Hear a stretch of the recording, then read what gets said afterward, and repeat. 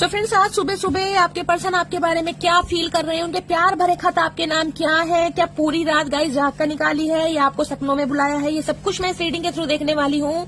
Let's see आज क्या love message देना चाह रहे हैं। I love spending time with you, आपके साथ एक क्वालिटी टाइम स्पेंड करना चाहते हैं। ये इंसान जब जब आपके साथ रहते हैं इनके दिल को बड़ा सुकून मिलता है। आपके साथ समय स्पेंड करना इन्हें बहुत अच्छा लगता है। Really miss you, hope we meet soon guys. बहुत ज्यादा मिस कर रहे हैं, तड़प रहे हैं, बेचैनी बढ़ती जा रही है।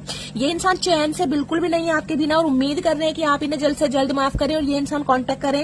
आई am so happy you choose me. बड़े खुश होते हैं, यार दोस्तों में आपकी तारीफ करते हैं कि आप जैसे इंसान ने इन्हें पसंद करा, आप जैसा इंसान इनकी लाइफ में है। तो गाइस कहीं ना कहीं इनकी तो बल्ले बल्ले हो रही है।